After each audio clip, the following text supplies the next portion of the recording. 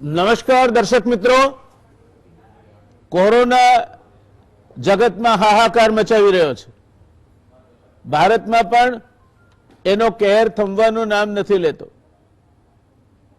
બરાબર તે સમયે ડોક્ટર હેનરી કિસિંજર, જે અમેરિકાના બે પ્રમુખોની સાથે જેમણે સલાહકાર તરીકે કામ કર્યું, અમેરિકાના નેશનલ સિક્યોરિટી એડવાઇઝર રહ્યા અને આજે પણ જગતમાં રાજનીતિના સંબંધે કોઈ પણ વાત આવે તો હેનરી કિસિંજર એ અગ્રીમ નિષ્ણાતોમાં એક નામ ગણાય છે. એ હેનરી કિસિંજરે હમણાં લેખ લખ્યો છે.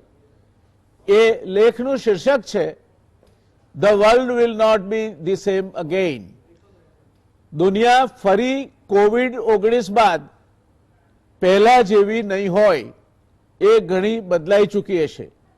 ત્યારે આ વિષયને લઈને આજે કોરોનાના હાહાકાર પછી એમાંથી બહાર આવેલી દુનિયા કેવી હશે, કયા પ્રકારના એમાં પરિવર્તનો આવી શકે છે, શું સ્થિતિ હશે એની ચર્ચા કરવા માટે આપણી સાથે ગણમાન્ય નિષ્ણાતોની એક સરસ મજાની પેનલ છે.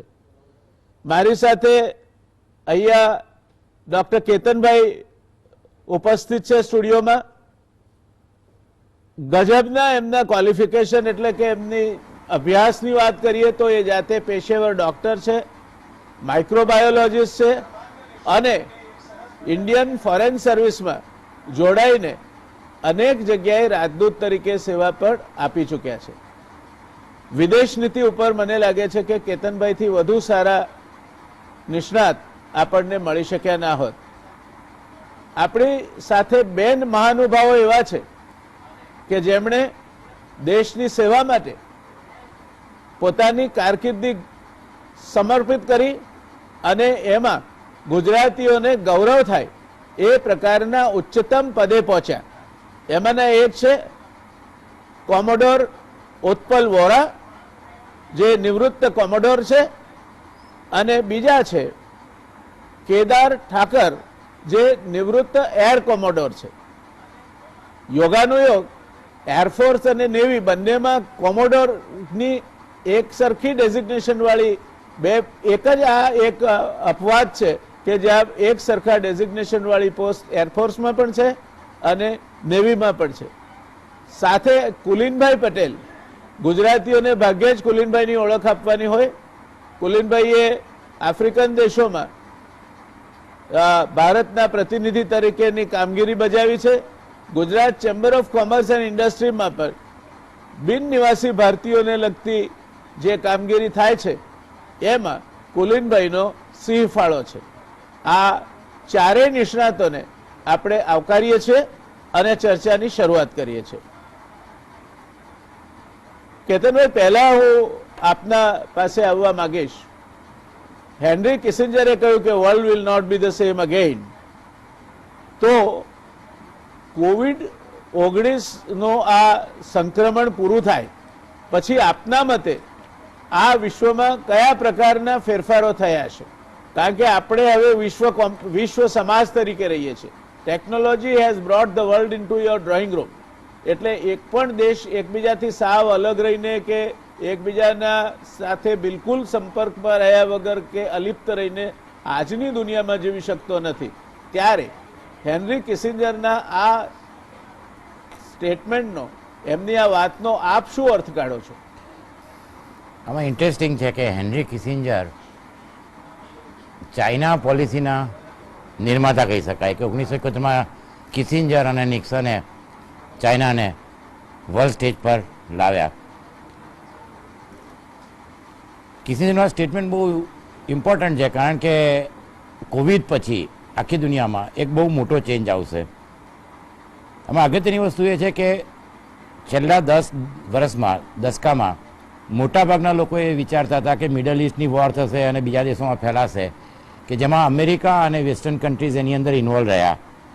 પણ આ છેલ્લા 10 વર્ષમાં ચાઇનાએ ઘણી મોટી પ્રોગ્રેસ કરી અને એને લીધે એમનો જે 3 ફેઝનો એક આખો જે નિયમ હતો અને ડેંગ ઝિયાપેંગનું એક બહુ ફેમસ ચાઇનીઝ સુપ્રીમસી માટેનું સ્ટેટમેન્ટ છે કે deck the tree with false blossom, એટલે પહેલાં તો નકામી વસ્તુ કિંમતી બનાવી, પછી deceive the heaven and cross the ocean, જ્યાં સુધી ગોલ હાંસલ ના થાય ત્યાં સુધી અંધારામાં રાખો, અને સૌથી છેલ્લું feign madness but keep your balance.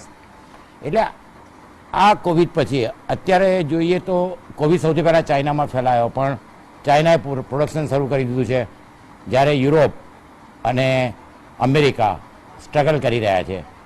ભારતમાં ડાઉનવર્ડ યુ કહું છે, એટલે અત્યારે આપણી પરિસ્થિતિ સારી છે. એટલે આના પછી જે કંઈ થશે તે બધું ઇકોનોમી ઉપર એને જેને કહેવાય કે ઇકોનોમિક વોરફેર જેવું થઈ જશે.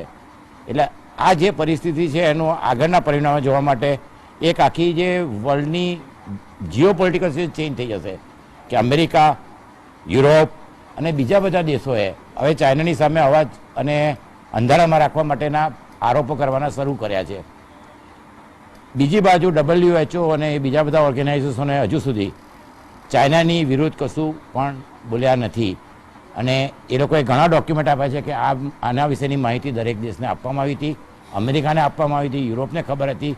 ઇવન બ્રિટનમાં લાન્સેટ જેવા એક વિશ્વના ઇમ્પોર્ટન્ટ મેડિકલ મેગેઝિનમાં બી ચાઇનીઝ 2 સાયન્ટિસ્ટોએ જાન્યુઆરી એન્ડમાં કોવિડ પર આખો એક રિસર્ચ લખ્યો હતો, જેની બ્રિટનની સાયન્ટિફિક કોમ્યુનિટીમાં ઘણાએ પ્રશંસા કરી છે.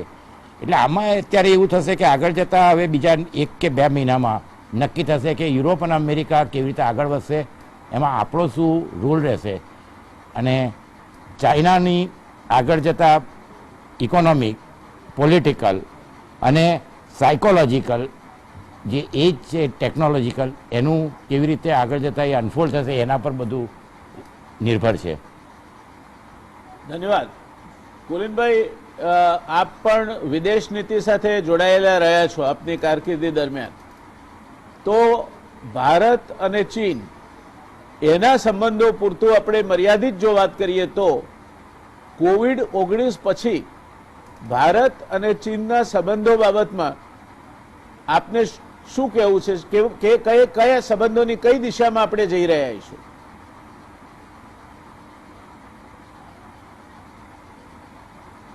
જો આ તમારો જે સ્પેસિફિક પ્રશ્ન છે ભારત અને ચાઇનાના સંબંધો અંગે, હવે કેવી જાતના સંબંધો રહેશે એના અંગે એ વાત કરું એના પહેલા જો તમે મને એલાઉ કરો તો મારે 2 મિનિટ એ વાત કરવી છે કે ચાઇનાએ COVID-19 શરૂ થયો ત્યારે બરાબર સંતાડી રાખી ઇન્ફોર્મેશન, અને ત્યાંથી ચાઇનીઝ લોકોને અમેરિકા અને બીજા દેશોમાં ઇટલી વગેરે એ લોકો જતા ગયા અને કદાચ સાથે ઇન્ફેક્શન લેતા ગયા. એના કારણે બહાર ઇન્ફેક્શન બહુ વધતું ગયું, અમેરિકા, યુરોપ અને બધા દેશોમાં. ઓકે, એ પોતે બહાર ન પડે એટલા માટે એ રીતે એણે ચાલાકી કરી, એમાં કોઈ ડાઉટ છે નહીં. ઓસ્ટ્રેલિયાને ઘણો ડાઉટ છે, યુરોપિયન દેશોને, અને પ્રેસિડેન્ટ ટ્રમ્પે તો ચોખ્ખું જ કહ્યું છે કે એવું લાગે છે કે આમાં ચાઇનાએ ચાલાકી કરીને ઇન્ફોર્મેશન સંતાડી રાખી. અને વર્લ્ડ હેલ્થ ઓર્ગેનાઇઝેશનના જે ડાયરેક્ટર જનરલ છે ડોક્ટર ટેડ્રોસ, એના ઇલેક્શનમાં ચાઇનાએ મોટો ભાગ ભજવેલો. એટલે એમણે બી મારા ખ્યાલથી ડેલિબરેટલી બી કહી શકાય કે આ ઇન્ફોર્મેશન દુનિયાને ટાઈમ નહીં આપી અને પેન્ડેમિક છે એવું નહીં જણાવ્યું. એ નહીં જણાવવાના કારણે દુનિયાના દેશો ટાઈમ પગલાં નહીં લઈ શક્યા. તમારી વસ્તુ એ છે કે આના કારણે આખી દુનિયામાં ખ્યાલ છે, આખી દુનિયા ચાઇનાના પગલાંના કારણે સહન કરી રહી છે, એ બધાને ખબર છે. એટલે મેઇન વસ્તુ એ થવાની કે ચાઇનામાંથી દુનિયાનો ટ્રસ્ટ એકદમ ઘટી રહ્યો છે. એ હકીકત છે કે ચાઇનાની ઇકોનોમિક સ્ટ્રેન્થ એટલી બધી છે, ઇન્ક્લુડિંગ અમેરિકા કે યુરોપિયન, એશિયન, લેટિન અમેરિકન બધા દેશોમાં, જેથી કરીને બોલવાની હિંમત ઓછા લોકોની છે. પરંતુ દુનિયામાં હવે ચાઇના માટે વિશ્વાસ ઘટી ગયો છે. તમે જાણો છો પ્રમાણે જર્મનીના સૌથી અગત્યના ન્યૂઝપેપર બિલ્ડે લગભગ 150 બિલિયન યુરોનો ક્લેમ કર્યો છે કે ચાઇનાએ આવું કર્યું છે, દુનિયાએ સહન કરવું પડ્યું છે. એ રીતે અમેરિકામાંથી બી, અને ઇન્ટરનેશનલ જ્યુરિસ્ટ ઓર્ગેનાઇઝેશન અને ઇન્ડિયન બાર એસોસિએશનના પ્રેસિડેન્ટે બી હ્યુમન રાઇટ્સ કાઉન્સિલને લખ્યું છે કે ચાઇનાના આ એક્શનના કારણે દુનિયામાં બધા લોકોના હ્યુમન રાઇટ્સ ગવાયા છે, એટલે એણે કોમ્પેન્સેશન આપવું જોઈએ. ટૂંકમાં બધાનો વિશ્વાસ ચાઇનામાં ઘટી ગયો છે, હવે ઇન્ક્લુડિંગ ઇન્ડિયાને. પરંતુ મારે કહેવું જોઈએ, મારે અભિનંદન આપવા છે આપણી સરકારને. આ બધું જાણવા છતાં આપણા અને ચાઇનાના સંબંધો બહુ નજીકના રહ્યા છે. ઇન્વેસ્ટમેન્ટ કહો, બંનેના દેશો વચ્ચેનો ટ્રેડ કહો, એ બધું સરસ ચાલ્યા કરે છે. ઉપરાંત આપણે આપણી ગવર્મેન્ટ હંમેશ બરાબર મગજમાં રાખે છે કે આ આપણો ઇમિડિયેટ નોર્ધન નેબર છે, એની સાથે સંબંધ બગાડવામાં કોઈ ફાયદો નથી, કારણ કે સિક્યોરિટી કમ્સ ફર્સ્ટ.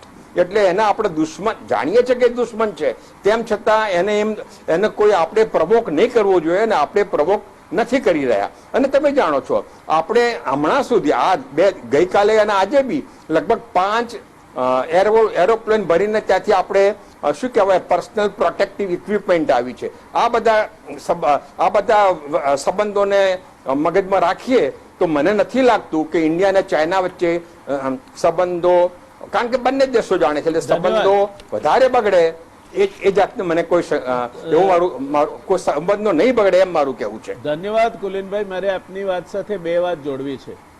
એક તો વિશ્વ આરોગ્ય સંસ્થાએ આજે રીઇટરેટ કર્યું છે કે આ વાયરસ ચામાચીડિયામાંથી ફેલાય છે, ચીનમાંથી લીક થયો નથી. અને બીજું, અત્યાર સુધીમાં ચીનથી આપણા ત્યાં 30 પ્લેન આવ્યા છે, બીજા 20 પ્લેન તૈયાર છે સરસામાન લઈને આવવા માટે. એટલે ભારત અને ચીન વચ્ચેના વ્યાપારી સંબંધો એ એક વાત છે, અત્યારે એકબીજાને સહાય કરવાની પણ એક વાત છે. પણ ભારતની જો મંજૂરી ના હોત તો અહીંની બાર કાઉન્સિલના પ્રમુખ એક રાષ્ટ્રની કાઉન્સિલ છે, અને રાષ્ટ્રની કાઉન્સિલ જો ભારત સરકારની મંજૂરી ના હોય તો એ કોઈ પણ જગ્યાએ ભારત વતી પોતાનો દાવો રજૂ કરી શકે નહીં. એટલે અત્યારે ચીનને જે વાત કેતનભાઈએ કરી લેન્સેટ જર્નલની, એ રેફરન્સ મેં પણ જોયો છે. એટલે આ બંને બાજુની જેને કહેવાય સાઠમારી, સાંઢિયા લડાઈ છે. હજુ એમાં એક પણ બાજુએ કંઈ પણ કહેવું તે મને લાગે છે કે નિર્ણાયક રીતે કહી શકાય તેવું નથી. આપણે એનો ફેસલો ભવિષ્ય પર છોડીએ. પણ એ દરમિયાનમાં આપણી સાથે બે સંરક્ષણ નિષ્ણાતો છે જેમનો ખૂબ મોટો અનુભવ છે.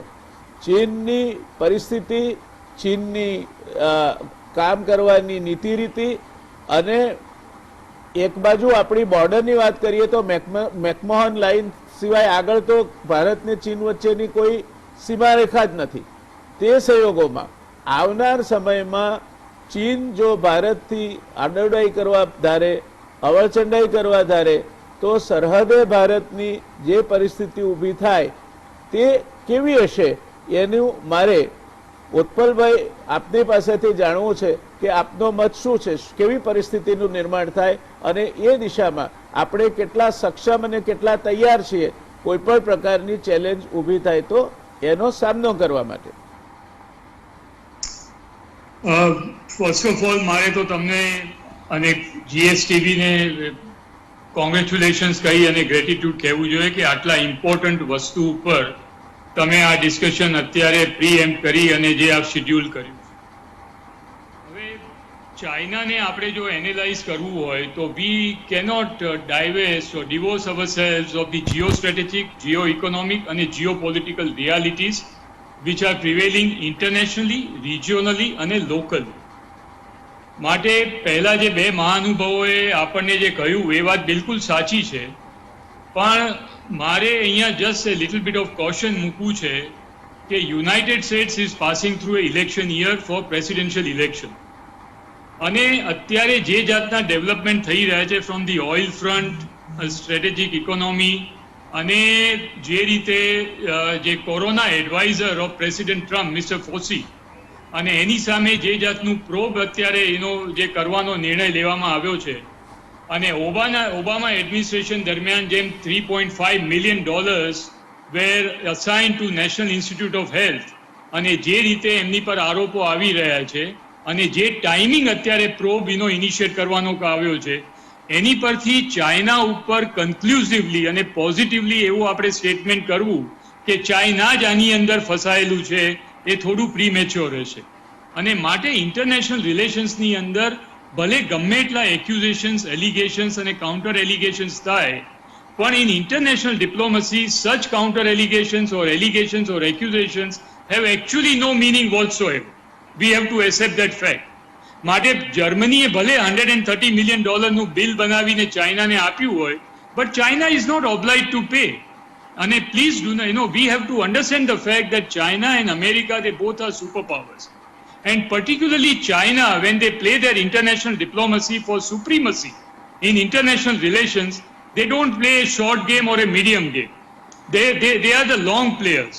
અને એ માટે ઓછામાં ઓછા 20 થી 30 વર્ષ એનું કેલ્ક્યુલેશન કરી અને એની long term strategy they always devise અને એના પછી એનું એક્ઝિક્યુશન થતું હોય છે.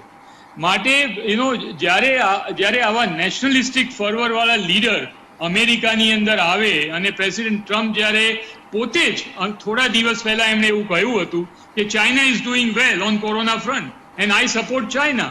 And within a matter of 3 or 4 days, then he had to make a U-turn. Mate, we have to hold our horses, and we have to be very, very careful in international relations, international diplomacy, before we point an accusing finger at any superpower. That is the first point that I want to say.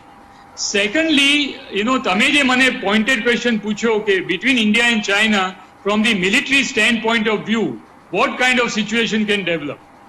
See, please understand the fact that both are international players. India is not India today, which was in 1962, 1980 or 1990. Today's India is a totally different India. And India is fully prepared for any kind of eventuality. India is a nuclear power. India is a space power. India has got an aerospace command. India has got a ability to strike down satellite in the space. And India has also got a second strike capability by having a nuclear submarine, which is named, with a series of submarines called Ariane. Mate, no one, including China, can take India lightly. And Mate, confrontationist, that kind of attitude, neither of the country can afford. And આજના સિચ્યુએશનમાં where the national interest counts supreme, neither India nor China, it does pay off very rich dividend to them to have a confrontation attitude. And especially at a time where Indian economy is also passing through turbulent phase, prior to Corona, during Corona, and even post-Corona. The world is likely to face a Great Depression, which is unprecedented, even what we have not seen in Great Depression 1980. Therefore, China's economy is also not doing that well. માટે આ જાતના સિચ્યુએશનમાં we cannot lower our guards. We have to be very, very careful. Militarily and geostrategically, we have to be prepared for any eventuality. And Mate, when both are nuclear powers, when both are nuclear neighbors, the all-out confrontation between two nuclear neighbors is virtually ruled out. But economic, kind of, the rivalry and economic, one-upmanship and the brinkmanship is definitely bound to be there, and we have to be prepared for it. Thank you ઉત્પલભાઈ. ખૂબ અગત્યની વાત કહી આપે. President ટ્રમ્પના ઉચ્ચારણો બાબતમાં તો એવું છે કે એવું કહેવાય છે કે જો એમનું ખરેખર આપણે ચકાસણી કરીએ તો જીભના નીચે બોલ બેરિંગ છે, એટલે ક્યારે શું કે એની બહુ ચિંતા કરવાની હોતી નથી. He is one of the impulsive persons who can speak anything and go back on his words. પણ આપે બહુ જ સાચી અને એક રિએશ્યોરિંગ વાત કરી કે આપણે જ્યાં સુધી આપણી સ્વાયત્તતાને લાગે વળગે છે, જ્યાં સુધી આપણી સલામતીને લાગે વળગે છે, ત્યાં સુધી ભારત એ આ મોરચે સંપૂર્ણપણે સુસજ્જ છે અને એ બાબતે આપણે ચિંતા કરવાની જરૂર નથી. જે કંઈ નાના મોટા છમકલા થાય તેની ભારત પોતે પણ એના સામે પોતાનું સ્વરક્ષણ અને સ્વબચાવ કરી શકે તેમ છે. કેદારભાઈ, આપ ઉત્પલભાઈને સાંભળતા હતા. આપના મતે આપ જુદા વિભાગમાંથી આવો છો, દરિયામાંથી આપણે હવામાં જવાનું છે, એટલે આપના મતે આપને શું લાગે છે આવનાર સમયમાં ભારત હાજી. ચીનના સંબંધો એ આપણા માટે કયા પ્રકારના સંબંધો હશે અને એ દિશામાં આપણે આપણા સલામતી માટે શું કરવું જોઈએ?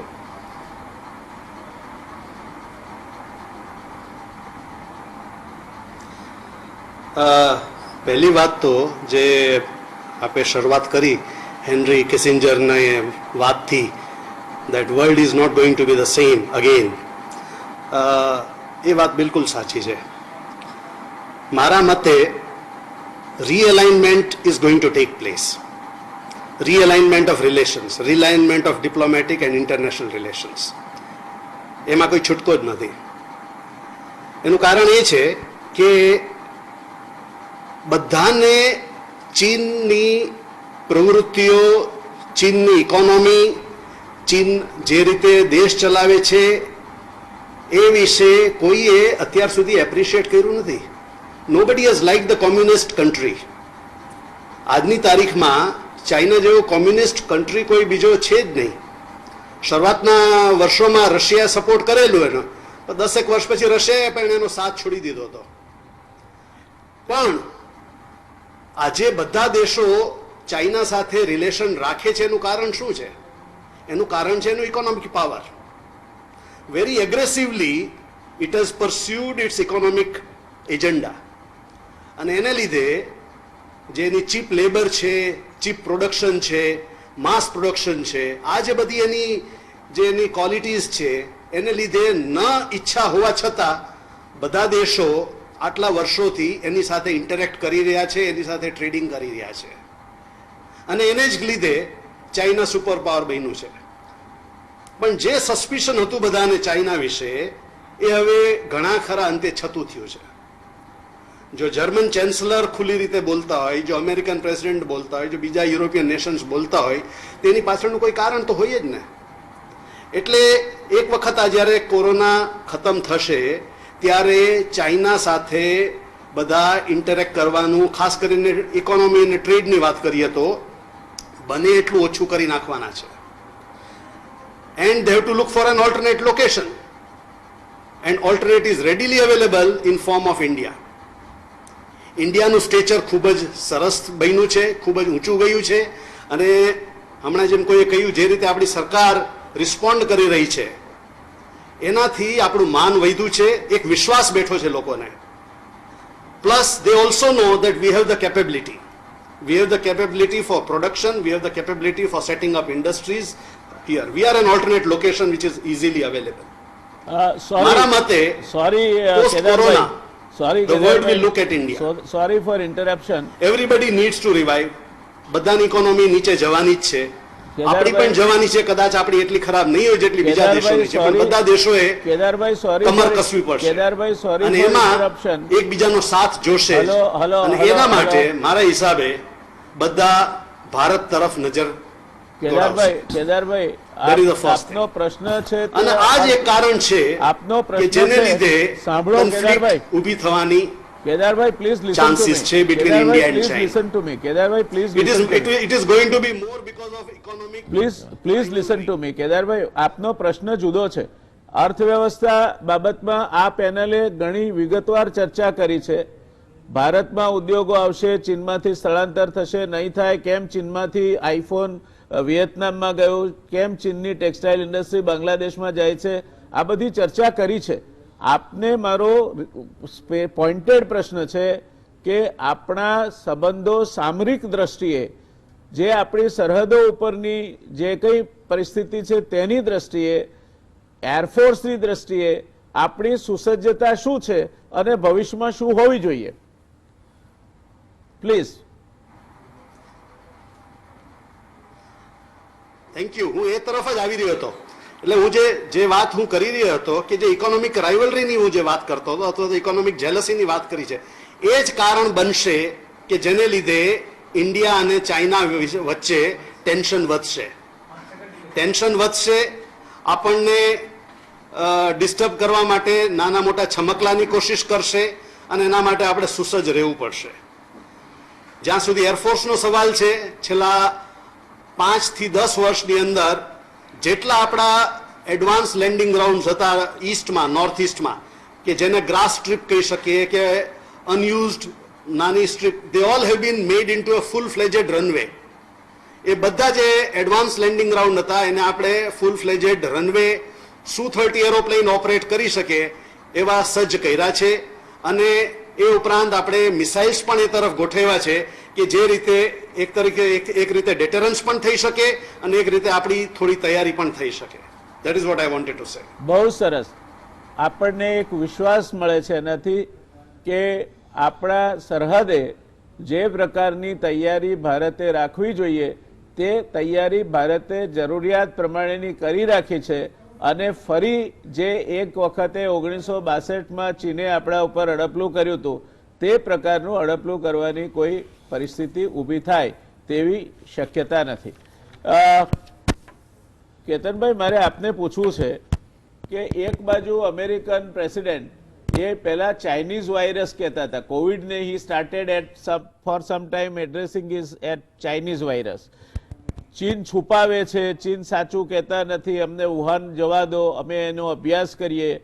અને જર્મનીએ 149 અબજ યુરોનો તોતિંગ બિલ ચાઇનાને પકડાવી દીધું. આ બધા ઉપરથી અને એમાં આપણે જો ઉમેરીએ કે અમેરિકાએ બિલકુલ નિર્લજ્જતાપૂર્વક WHO પોતાનો શેર આપવાની ના કહી દીધી. આવું સામાન્ય રીતે આંતરરાષ્ટ્રીય સંસ્થામાં અમેરિકા જેવી મહાસત્તા, અને કેટલો ફાળો છે, 70% શેર છે, તે આપવાની ના કહી દે. Do you think this is going to be an acid test? આ જે યુનાઇટેડ નેશન્સની આખી વ્યવસ્થા છે તેના સામે કાલે ઉઠીને બીજા પણ સંક્રમણો આવે તો આ પરિસ્થિતિ જે દિશામાં જઈ રહી છે તે યુનાઇટેડ નેશન્સના અસ્તિત્વ સામે પણ કોઈ રીતે કંઈ એની તકલીફ અથવા પ્રશ્નાર્થો ઊભા કરે તેવી પરિસ્થિતિ ગણી શકાય? આમાં એવું છે કે જે વોટ્સએપ યુનિવર્સિટી જેવું છે કે બધા જે જાત જાતની માહિતી આવે છે, UN સેકન્ડ વર્લ્ડ વોર પછીનું સૌથી મહત્ત્વનું ઓર્ગેનાઇઝેશન છે. અમેરિકા પહેલાં UNSCRમાંથી નીકળી ગયું હતું, વચ્ચે એમણે કોન્ટ્રીબ્યુશન આપવાનું બંધ કર્યું હતું. એટલે આ બધી વસ્તુઓથી મારા માનવા પ્રમાણે કંઈ બહુ મોટો WHOમાં ફેર પડશે નહીં. WHO ઓર્ગેનાઇઝેશનને બાકી બધા જ કન્ટ્રીઓ સપોર્ટ કરી રહ્યા છે. બીજી એક વસ્તુ છે કે દરેક જણ માને છે કે આ ચાઇના પર મોટા મોટા કેસ કરવામાં આવે. દાખલા તરીકે જુલિયન રિકેટ એ બિલની એડિટર છે. હવે આ જે દાવો છે એ અંજેલા મર્કેલે નથી કર્યો, જર્મન ગવર્મેન્ટે નથી કર્યો. એક છાપાએ ચાઇનાને એનો આર્ટિકલ છાપે છે કે ભાઈ ચાઇના આટલા પૈસા આપવા જોઈએ. અમેરિકામાં આપણે ઇન્ડિયામાંથી કર્યો હશે $200-300 મિલિયન. અમેરિકામાં $6 ટ્રિલિયન ઓલરેડી ક્લાસરૂટ વકીલોએ ફાઇલ કર્યો છે. આંતરરાષ્ટ્રીય રાજનીતિમાં આ બધી વસ્તુઓ છે. અત્યારે એક વર્લ્ડ એક બહુ મોટી ક્રાઇસિસમાંથી જઈ રહ્યું છે, પણ બીજી ક્રાઇસિસ ઓલરેડી ડેવલપ થઈ ગયેલી હતી. અને થુસીડિડેસ ટ્રેપ કહેવાય છે કે એક સુપર પાવર હોય એને છેલ્લા 4000 વર્ષમાં ઇતિહાસમાં જોયું છે કે એની સામે જ્યારે નવો પાવર ઊભો થાય ત્યારે આ રીતની ક્રાઇસિસ થવાની છે. હવે એ ક્રાઇસિસમાં દરેક જણે પોતપોતાનું સામ્રાજ્ય, એટલે કે એ દરેક કન્ટ્રીએ each nation should look at its own interest. અને એમાં આપણા ફોરેન મિનિસ્ટર જ્યારથી આપણા પ્રધાનમંત્રી 2014માં આવ્યા તો વિશ્વની નીતિમાં ધરખમ ફેરફાર થયા છે. દાખલા તરીકે પહેલાં આપણે એલાઇનમેન્ટ નોન એલાઇન તો હવે કોઈ એવું એલાઇનમેન્ટ રહ્યું નથી. હવે ઇસ્યુ બેઝ એલાઇનમેન્ટ છે. એટલે કે અત્યારના જે વિદેશ મંત્રીએ કહ્યું છે કે આ ભારત મહત્વનો રોલ અને જવાબદારી બંને અદા કરશે. એટલે કે હા, એટલે ભારત પહેલાંની જેમ જે હતું એમાં છેલ્લા 6 વર્ષમાં ઘણો ફેર પડી ગયો છે. દાખલા તરીકે તમે આપણે જોયું છે કાશ્મીરનો ઇસ્યુ હોય તો એમાં અમેરિકાએ કહ્યું છે, હ્યુસ્ટનમાં રેલી થઈ ગઈ, મોટેરામાં રેલી થઈ ગઈ. પણ એ સાથે સાથે ચાઇના સાથે આપણા સંબંધો સારા છે અને એ રાખવા પડશે. એને વુહાન સ્પિરિટ, દાખલા તરીકે 2016માં જે થયું હતું. અત્યારે વોરફેર એ સિમેટ્રિકલ વોરફેર નથી. એમાં એવું નક્કી નહીં થાય કે કોણ લડશે. હવેની વોરફેર જે બ્રેઝનેવનો RMA કન્સેપ્ટ હતો, રિવોલ્યુશનરી મિલિટરી અફેર, એટલે તમે સૈનિકો મોકલ્યા વગર વોર કેવી રીતે જીતી શકો.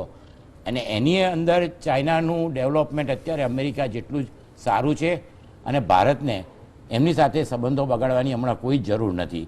એટલે મને એવું લાગે છે કે આવતા 2-3 વર્ષમાં જુદા જુદા ઇનિશિયેટિવ જુદા જુદા કન્ટ્રી લેશે. અમેરિકા એમની લોબી બનાવશે, યુરોપ બનાવશે, આપણે અમેરિકા, ઓસ્ટ્રેલિયા, જાપાન અને ઇન્ડિયા, એવી રીતે આપણે G20માં મેમ્બર છીએ, G9માં મેમ્બર છીએ, આપણે G4માં છીએ, બ્રિક્સમાં છીએ. એટલે આપણી જુદી જુદી જે ઇન્ટરનેશનલ સંસ્થાઓ છે એની જુદા જુદા ડિસ્કશન થશે. પણ એમાં એકદમ જલ્દી જેવી રીતે WHO આપણે ટ્રમ્પના સ્ટેટમેન્ટ માટે તો હવે એક આપણે ગુજરાતીમાં કહીએ અભી બોલા અભી ફોક, એમણે ફિનલેન્ડમાં સ્ટેટમેન્ટ આપ્યું હતું કે FBI અને CIA સારું કામ નથી કરતા. અમેરિકા જઈને કહ્યું મારે તો સ્ટેટમેન્ટ આવું ખોટું હતું. એટલે આ વિદેશ નીતિમાં આવા બધા સ્ટેટમેન્ટો થતા હોય છે, થતા રહેશે. પણ આપણે આપણી વિદેશ નીતિ, ભારતનો જે ઇન્ટરેસ્ટ છે, દાખલા તરીકે મિલિટરી, આપણી તૈયારીઓ કેટલી છે અત્યારે આખી વિશ્વમાં, એરફોર્સ, નેવી અને આર્મી જાત જાતના ચેન્જ થઈ રહ્યા છે. તો આ બધી વસ્તુઓને પ્રેક્ટિકલ રીતે ચાણક્ય કહ્યું છે એવી રીતે કે જે આપણી નીતિ હોય એ દેશના ફાયદામાં હોવી જોઈએ. અને મને લાગે છે WHOના બધા જે ક્લેમ છે, બિલ્ડ છાપાઓ લખે છે, બ્રિટનમાં બી શરૂ થયું છે, ફ્રાન્સે પણ લખ્યું છે, એની કે બહુ મોટી ઇમ્પેક્ટ ઇમિજિએટલી નહીં આવે. આ એક જાતનું શું કહેવાય કે આખી દુનિયામાં એક જાતનો મત ચાઇનાની વિરુદ્ધ ઊભો કરવા માટેનું છે. પણ ચાઇનાનું અત્યારે ઘણા ઓછા લોકોને ખબર હશે કે ચાઇનાનું ટ્વિટર 45% વધી ગયું છે. ચાઇને 500 જગ્યાએ જુદી યુનિવર્સિટીમાં એમનું કન્ફ્યુઝિયસ સેન્ટર ચાલે છે. એટલે ચાઇના બી સોફ્ટવેરમાં એ લોકો પણ એના માટે પ્રયત્ન કરી રહ્યા છે. એમના દરેક એમ્બેસેડર, રાજદૂતો રોજ ટ્વિટર એકાઉન્ટ ઉપર ખૂબ જ એક્ટિવ છે. એટલે આપણે આ પરિસ્થિતિમાં અત્યારે વ્યવહારિક રીતે શું ભારતના ફાયદામાં છે, જેવી રીતે ચાઇનાએ 1970થી 2005 સુધી ઇકોનોમિક પાવર બન્યા, એવી જ રીતે ભારતે અત્યારે ભારત માટે ઘણી સારી પરિસ્થિતિ છે. જુદી જુદી ઇન્ડસ્ટ્રી ભારતમાં આવી શકે છે. એટલે આપણે આની વચ્ચે બેલેન્સ રાખીને આગળ વધવું જોઈએ એવું મારું માનવું છે. Thank you. ડેવલપમેન્ટ કાઉન્સિલ જે અમેરિકાના પ્રમુખને સલાહ આપે છે, એણે મિલેનિયમની શરૂઆતમાં એક રિપોર્ટ તૈયાર કર્યો હતો અને એમાં એવું લખ્યું હતું કે આવનાર સમયમાં 21st century would belong to Asia, and in Asia India and China will take the center stage. એટલે ભારત અને ચીન એ બે એશિયામાં મોટા પ્લેયર તરીકે ઉભરશે. અને અમેરિકાના પ્રમુખને એણે સલાહ આપતા એવું કહ્યું હતું કે we should ensure that they do not collaborate but confront.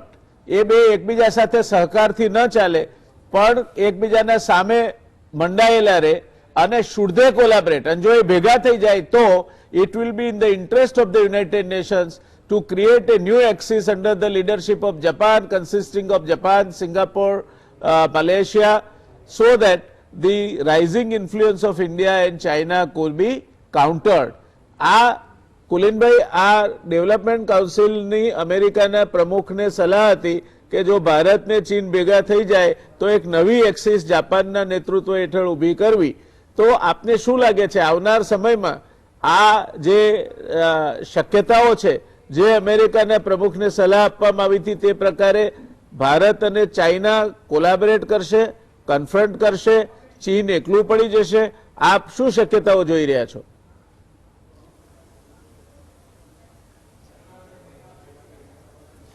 નહીં, જુઓ, મારા ખ્યાલથી ચાઇનાનો હેતુ દુનિયાના નંબર 1 દેશ થવાનો છે. એટલે કે યુનાઇટેડ સ્ટેટ્સથી બી આગળ જવાની એ એની ઈચ્છા છે. એટલે એની બધી પોલિસી એ પ્રમાણેની રહેલી છે. દાખલા તરીકે સાઉથ ચાઇના સી, એમાં દુનિયાનો મોટા ભાગની શિપિંગ ત્યાંથી પસાર થઈ રહી છે કોમર્શિયલ રીતે. તેમ છતાં ત્યાં પોતે પોતાનું ડોમિનેશન કરીને ત્યાં અમુક બેઝિસ બનાવીને આજુબાજુના દેશોના અધિકાર છે, ફિલિપિન્સ, બ્રુનેઈ, મલેશિયા, એ બધા દેશોના, તેમ છતાં બધાને ડિસરિગાર્ડ કરીને એ પોતે ડોમિનેટ કરી રહ્યું છે. એટલે આ વસ્તુ આપણને ઇન્ડિયાને બી પસંદ નથી, અમેરિકાને બી પસંદ નથી, ઓસ્ટ્રેલિયાને પસંદ નથી, જાપાનને પસંદ નથી. એટલે એક વસ્તુ છે કે એશિયામાં ડોમિનેશન કરતું આવ્યું છે, એની સામે એ અમેરિકાને બી પસંદ નથી. એટલે અમેરિકા, જાપાન, ઓસ્ટ્રેલિયા અને ઇન્ડિયા, જેને ક્વેડ કહે છે ઇંગ્લિશમાં, એ ચારેય દેશો ઓલરેડી હમણાં મિનિસ્ટ્રીયલ લેવલે અંદર ચર્ચા કરી રહ્યા છે with one objective to balance, to counteract China. એટલે મને કોઈ શક્યતા નથી લાગતી કે ઇન્ડિયા અને ચાઇના એકઠા થઈ જાય. ચાઇનાની ઈચ્છા તો ભારત પાછળ જ રહે, એનું ડેવલપમેન્ટ ન થાય, એ જ એનો ઈચ્છા છે. વેપાર ધંધા કરતું રહે, અને એના માટે જ એ પાકિસ્તાનને સતત ટેકો આપ્યા કરે છે અને પાકિસ્તાન બી આપણને ઇરિટેટ કર્યા કરે. એટલે એ શક્યતા નથી. ખરેખર તો બીજા યુરોપિયન દેશોએ બી એશિયામાં ચાઇનાની ડોમિનેશન ન થઈ જાય અને ઇન્ડિયાને બધા સહકાર આપશે ધીરે ધીરે, એ મારું માનવું છે.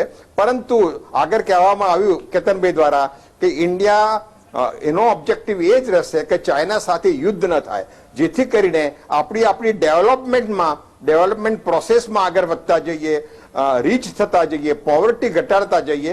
At the same time north એરિયામાં એટલા સક્ષમ રહીએ મિલિટરી રીતે કે ચાઇનાની હિંમત આપણને એટેક કરવાની ન રહે.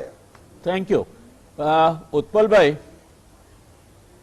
ભારતને લાગે વળગે છે ત્યાં સુધી ભારતની ચારે બાજુના દેશો ધીરે ધીરે ચીને પોતાની પાંખમાં લઈ લીધા છે. અત્યાર સુધી નેપાળ એક એવો દેશ હતો કે જેને અડધી રાતે આપણે જગાડીએ તો પણ ભારત માટે આંગળી ઊંચી કરે. ત્યાં પણ ચીન સારું એવું ઘૂસી ગયું છે. બાંગ્લાદેશ સાર્કમાં આપણી સાથે હંમેશા ઊભું રહેતો હતો. કેટલાક કારણોસર હવે બાંગ્લાદેશ પણ ભારતથી દૂરી બનાવી અને ચાલે છે. આ પરિસ્થિતિમાં ભારતની આજુબાજુના બધા જ દેશો, એ પછી મ્યાનમાર હોય, બાંગ્લાદેશ હોય, નેપાળ હોય, શ્રીલંકા હોય કે પાકિસ્તાન હોય, આ બધા જ દેશો એક પછી એક ચીનના સાથે જઈ રહ્યા છે એવું દેખાય છે. અને એ પરિસ્થિતિમાં સામરિક દ્રષ્ટિએ એનો કેટલો આપણને ગેરફાયદો છે અને શું પ્રકારની પરિસ્થિતિનું એના કારણે નિર્માણ થશે એ વિશે આપના મારે કોમેન્ટ જોઈએ છે. તમે આ બહુ સરસ એનો સવાલ ઉઠાવ્યો છે. એનું કારણ છે કે ચાઇના જે પોલિસી પરસ્યુ કરી રહ્યું હતું, that is called string of pearls. એટલે તમારા ગળાની અંદર એવો કાંટાનો હાર પહેરાવી દેવામાં આવે કે જેથી તમે એના લેફ્ટ જોઈ શકો, રાઈટ જોઈ શકો, ઉપર જોઈ શકો કે નીચે જોઈ શકો. અને જ્યારે પણ તમે એ કરવા માટે ટ્રાય કરો ત્યારે કાંટાનો હાર તમને દરેક જગ્યાએ ભોંકાયા કરે. અને માટે આ એક બહુ જ વેલ કન્સીવ્ડ અને વેલ થોટ ઓફ સ્ટ્રેટેજી ચાઇનાએ ભારતને આખું સરાઉન્ડિંગ નેશન્સથી એને ઇકોનોમિકલી એટલા બધા એના ગ્રેટિટ્યુડમાં લઈ અને જીઓ સ્ટ્રેટેજિકલી એને એના કંટ્રોલમાં લઈ લેવા માટેની આ પોલિસી હમણાંથી નહીં પણ ઓલમોસ્ટ છેલ્લા લગભગ 7-8 વર્ષથી એને એક્ટિવલી પરસ્યુ કરી છે.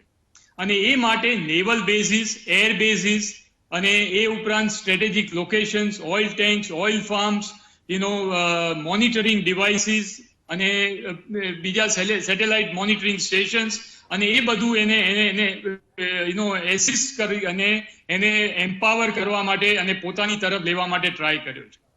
નોર્ધન સેક્ટરની અંદર પહેલા પણ ડિસ્કશન થયું એ પ્રમાણે પાકિસ્તાનની અંદર એક્ટિવ એનો સપોર્ટ છે અને by giving aid to Pakistan he is ensuring that India remains engaged with Pakistan. અને ઇન્ડિયાનું concentration is not of the Pakistan અને માટે પોતે ડેવલપ થયા કરે અને India Pakistan they remain engaged in bilateral wrangles which will continue for years together. માટે બલુચિસ્તાનની અંદર પણ he has pumped in $87 billion અને જે સીપેક કોરિડોર બનાવે. માટે it's a very well conceived strategy from China. અને માટે તમે જુઓ even Hambantota port in Sri Lanka, Maldives of course now is slightly with the change of government and change of regime it has come close to India, but otherwise તમે જેમ કહ્યું એ બિલકુલ સાચું છે કે બાંગ્લાદેશ, નેપાલ, શ્રીલંકા અને even in this side the Middle East countries to a large extent of late they've also started playing the tune of Pakistan. Therefore Pakistan, whilst it will continue to be a irritant, China will never lose an opportunity to let India flourish. અને માટે આપણા diplomatic panel ઉપર પણ બે મહાનુભાવો બેઠા છે.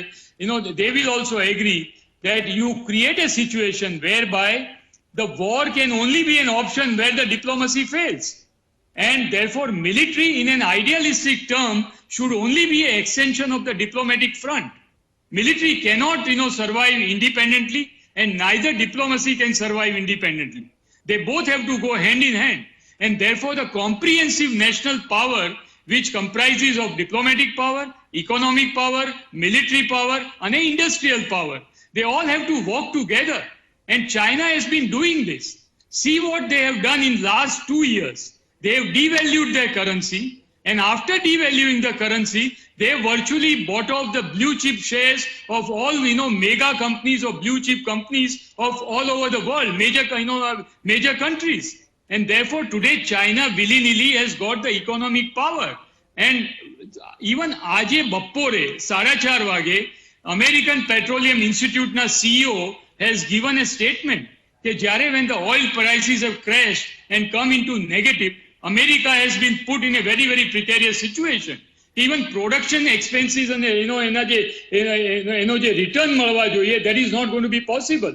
And માટે he has issued a statement saying that we have signed a long-term contract with China, and we hope that China will honor that contract and continue to buy oil from the United States of America. What does it indicate?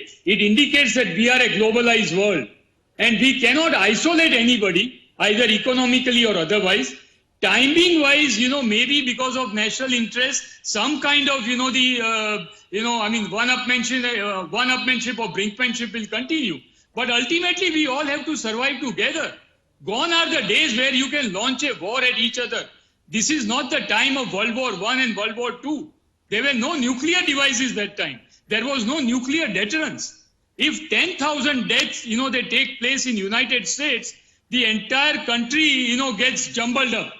Now imagine if one nuclear device is fired on Washington DC or Las Vegas or California. Do you know what kind of, the deaths and destruction will take place? And we all are superpowers, with nuclear devices, thermonuclear devices, hydrogen bombs. Therefore, war is an out of question. War can never take place. But that does not mean that we don't have to be prepared. We have to be fully prepared. We don't have to lower the guard. But like what I have said, countries which are mature in outlook will continue to develop the comprehensive national power, and all sub-powers of the comprehensive national power, they have to work together. Then only you can emerge as a regional power. Make no mistake, India is not even a regional power now. Forget about being superpower. And therefore, we have limited resources. And since we have limited resources, we have to take the other superpowers along with us. We cannot start charting out the policy of the world. That kind of flexibility and that kind of, the luxury India does not have at this moment of time. Make no mistake about it. Thank you ઉત્પલભાઈ, બહુ જ અગત્યની વાત કહી. આજના સમયમાં કોઈ પણ દેશને યુદ્ધમાં જવાનું પોસાય તેમ નથી. ઘણા બધા દેશો પાસે ન્યુક્લિયર વોર પાવર છે, અને એ જો યુદ્ધ થાય તો બહુ મોટા પાયે ડિસ્ટ્રક્શન અને ડેમેજ કરી શકે તેમ છે. એટલે બહુ મોટા પાયે ખુવારી થાય, આપણે કલ્પી પણ ન શક્યો. હિરોશીમા નાગાસાકી તો બહુ નાના નાના એ વખતના ન્યુક્લિયર વેપન્સ હતા.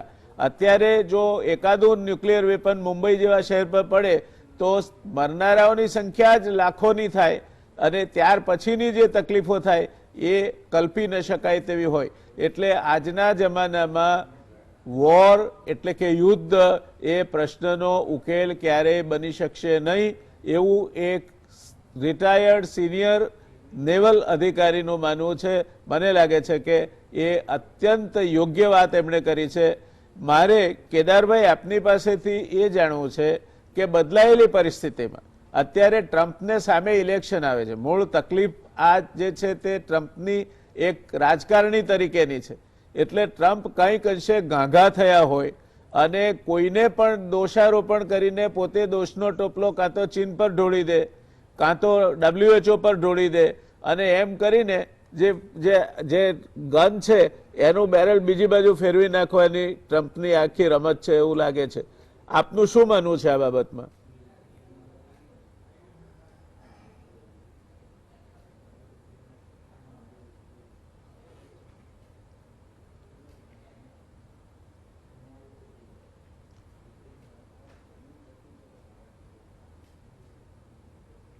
ખાલી આપણે જાણીએ છીએ નથી.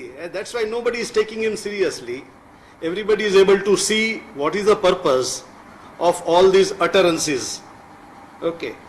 પણ એને આપણે એક વખત માટે થોડું ડિસ્કાઉન્ટ કરી દઈએ. જે ટ્રમ્પ કહે છે, and if we look at the way situation is emerging, then it is a very serious situation which is emerging. It is a very unprecedented situation which is emerging. કોઈને કલ્પના નથી કે કઈ જાતનું વિશ્વ 2021 કે 2022માં આવશે. આપણે ચર્ચા કરીએ છીએ, વિચારીએ છીએ, જે જરૂરી છે, પણ કોઈને ખ્યાલ નથી, કોઈએ કલ્પના નથી કરી કે કઈ જાતનું હશે. સો in short, in my opinion, we'll have to be prepared for all kinds of contingencies.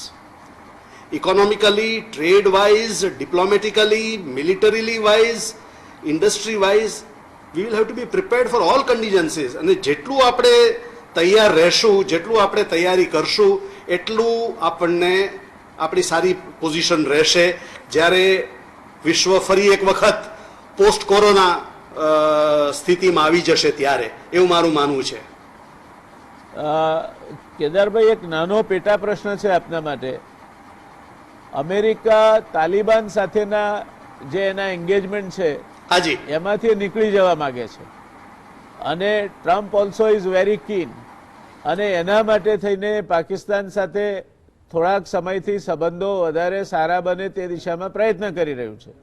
જો આવું થાય તો ભારતના જે કાશ્મીર અને કાશ્મીરની સાથે જોડાયેલા વિસ્તારો છે તેના ઉપર એની શું અસર પડે અને આપણી અર્થવ્યવસ્થાથી માંડીને આપણા સંરક્ષણના જે કંઈ આયામો હોય તેના ઉપર એની શું અસર પડે?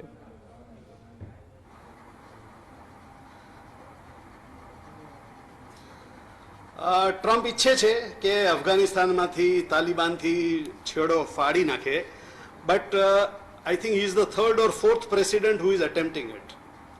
જે રીતે એ લોકો ફસાણા છે અફઘાનિસ્તાનમાં અને જે રીતે એ લોકોએ તાલિબાન સાથે રિલેશન બાંધવાનું શરૂ કર્યું છે અને એ પછી તરત જ જે રીતે તાલિબાને રિસ્પોન્ડ કર્યું છે by not agreeing or not following the deal which was struck, એ ઉપરથી લાગે છે કે પહેલી વાત તો કે અમેરિકાને નીકળવું બહુ મુશ્કેલ પડશે આ સ્થિતિમાંથી.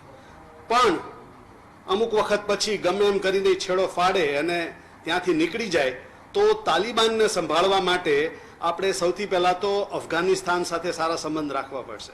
we'll have to strengthen the forces, the peaceful democratic forces in Afghanistan to counter Taliban. સૌથી પહેલા તે ગમે એમ કરીને આપણે તાલિબાનને રિસ્ટ્રિક્ટ કરવું જ પડશે કે જેથી પાકિસ્તાન એનું મિસયુઝ પહેલાની જેમ આપણી તરફ ન કરે. We have already started working towards that. આપણે અફઘાનિસ્તાનમાં ઘણા પ્રોજેક્ટ્સ લીધા છે, હાઈવેઝ બનાવ્યા છે, ચાબાર પોર્ટ ઈરાનનું જે છે એને આપણે ડેવલપ કરી રહ્યા છીએ, સો દેટ જેમ ચાઇના સી પેક કરી રહ્યું છે એમ આપણે પણ એક ઓલ્ટરનેટ રૂટ બનાવવા તૈયાર થઈ રહ્યા છીએ with our own limited means, at our own pace. But we have also started. That is important. Thank you. આપણે પણ એ દિશામાં પગલા આગળ વધારવાનું શરૂ કર્યું છે. And the whole aim is to strengthen Afghanistan. Thank you. In my opinion, the whole aim should be to strengthen Afghanistan so that it is It acts within as a the buffer. country, it is able to restrict Taliban.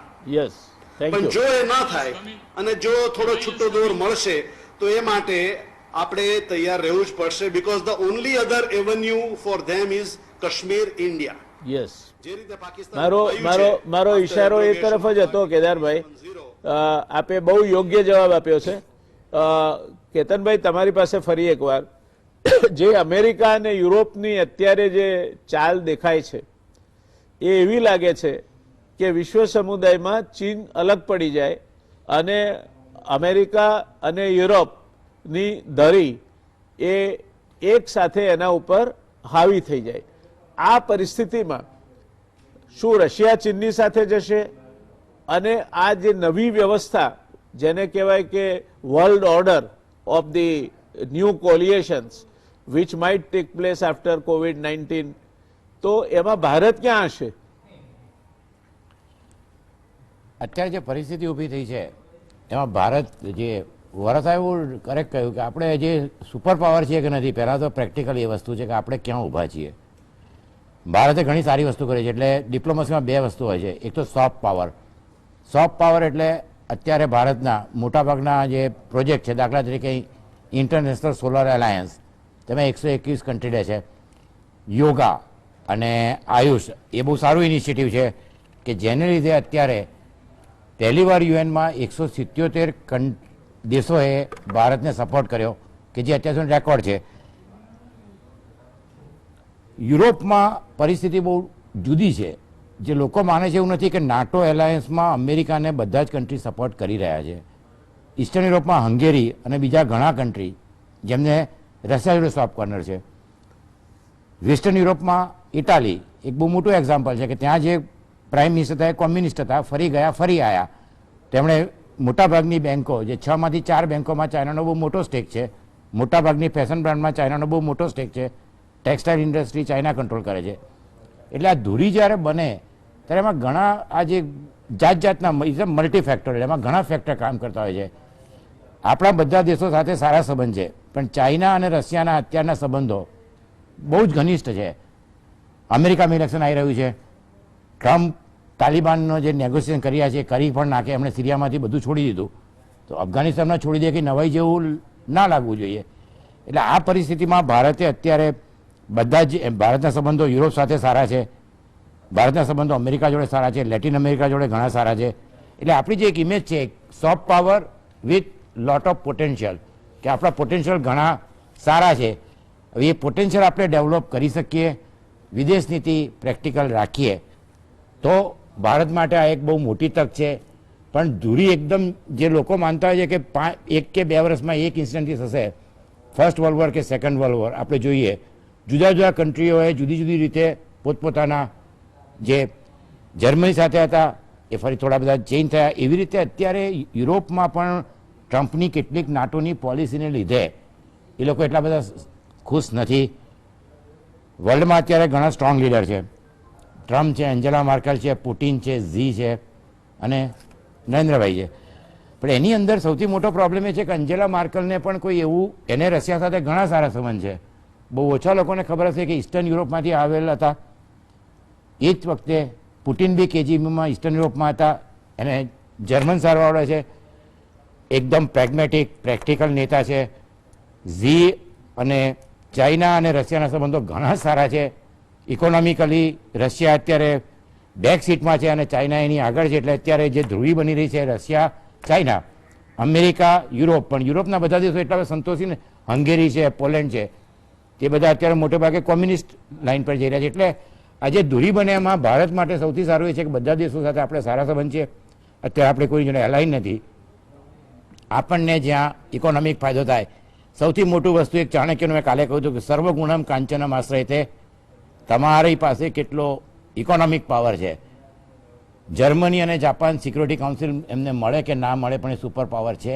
એવી રીતે ભારતે પણ super power અને સાથે સાથે વરસાદે કોઈ diplomacy, economy, technology અને મિલિટરીમાં અત્યારે ચાઇનાની કેપેબિલિટી ખૂબ જ સારી છે. એટલે આપણે આપણી મિલિટરી કેપેબિલિટી બી વધારવી જોઈએ. અને એમાં સૌથી મોટું હું માનું છું કે સ્વનિર્ભરતા જ્યાં સુધી નહીં આવે ત્યાં સુધી નેવી, આર્મી કે એરફોર્સમાં ભારતની પરિસ્થિતિ થોડી જોઈએ એટલી સારી સુપર પાવર જેવી નહીં થઈ શકે.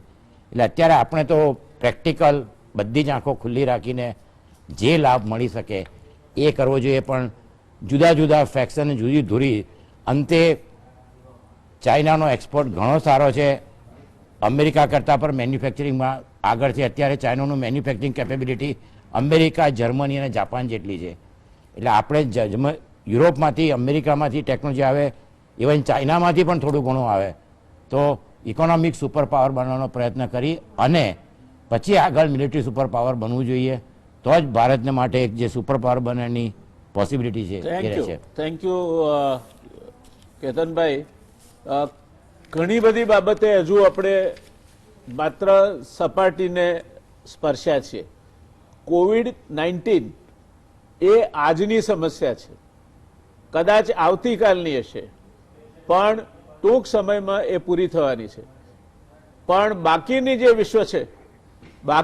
વિશ્વ છે તે વિશ્વમાં કોવિડ-19 પછી જે પ્રકારની પરિસ્થિતિ ઊભી થશે તે ઘણી રસપ્રદ ચર્ચા હજુ પણ ઊભી કરી શકે એમ છે. અને એટલે આવતીકાલે અર્થવ્યવસ્થા અને કોવિડ-19 બાદની જે પરિસ્થિતિ છે ચીનની અમુક દિશામાં જે આપણી સાથે પણ હમણાં એમને WTO નો તમે ભંગ કર્યો છે કહીને FDIના અપ્રુવલ બાબતમાં એમણે વાંધો લીધો છે. આ પરિસ્થિતિ એક પાછી નવા વિશ્વની શક્યતાઓ ઊભી કરે છે. તો આ શું હશે? હેનરી કિસિંજરે બહુ સાચી વાત કહે છે ને, એ એમણે જે આર્ટિકલ લખ્યો છે એના અંતમાં કહ્યું છે કે એની શક્યતાઓ ઇન્ફાઇનાઇટ છે અને એ શક્યતાઓ કોવિડ જેમ જેમ પૂરું થતું જશે ત્યાર પછી જ દે વિલ સ્ટાર્ટ અનફોલ્ડિંગ. આ પરિસ્થિતિનું નિર્માણ થશે, જે આપણે વખતો વખત ચર્ચા કરતા રહીશું. આજના આપણા મહેમાનો ડૉક્ટર કેતનભાઈ, કોમોડોર ઉત્પલભાઈ વોરા, કુલિનભાઈ અને એર કોમોડોર રિટાયર્ડ કેદારભાઈ, સૌનો આપણે આભાર માનીએ. ચર્ચામાં ખૂબ જ સરસ મજાની વાતો એમણે દર્શકો સામે મૂકી છે. આ પ્રકારની ચર્ચા હું માનું છું ત્યાં સુધી ક્યારેય અત્યાર સુધી નથી થઈ ગુજરાતી કોઈ પણ માધ્યમમાં, અને આવનાર સમયમાં જે આવતીકાલની ચર્ચા છે તે પણ કોઈ પણ માધ્યમમાં થનાર કદાચ પહેલી ચર્ચા હશે. એટલે ગુજરાત સમાચાર ટેલિવિઝન પરથી રજૂ થતી આ રજૂઆત હું માનું છું ત્યાં સુધી ચીલો ચાતરનારી રજૂઆત છે. વાત સાથે આજની વાત આપણે પૂરી કરીએ છીએ. દર્શક મિત્રો, શુભરાત્રી.